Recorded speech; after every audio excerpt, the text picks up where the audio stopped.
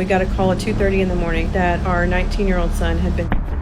I was completely terrified. When we got here, we heard he had been in the face. I was woken up by a phone call, and when I saw Dominic's girlfriend's name, I knew something was going to be bad. I couldn't understand her or anything because I was just already in a panicked mode. She had said that Dominic had been pew-pewed or whatever. He had driven in the middle of the night to do some sort of meeting. When he arrived at his location, that's when everything went down. Every parent fears that one phone call. Unfortunately, it's not their last one.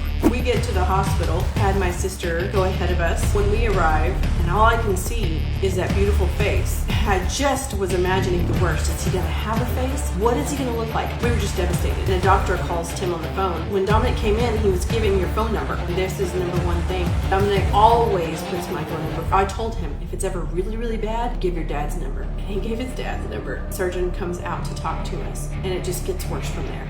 What they hear next is devastating. Dominic is in probably one of the longest surgeries today. They have to reconstruct his face. There's part of his face that is not protecting the brain, and so they have to take bone, the front of his skull off. If it needs to be repaired, they're going to take part of his skull from the back and put it there, and then secure it all and rebuild his face. He went into surgery close to 8 a.m. this morning, and he will be in there 12 hours or more. They have the OR scheduled for him until 1 a.m., but hopefully it doesn't take that long. Things took a turn when he woke up. They took Dominic's tube out of his mouth yesterday, so he was able to talk. He actually didn't stop talking all day long, just being silly in himself, but then having moments of being really afraid. Last night was really rough. We had to spend hours trying to calm him enough to sleep. He was afraid that if he woke up, he wasn't going to be alive anymore, or he was afraid of his safety. And so we spent like a ton of time praying over him, anointing him, playing worship music over him. My husband and I did not get much sleep. After excruciating hours of waiting and worrying, it was time to finally see Dom.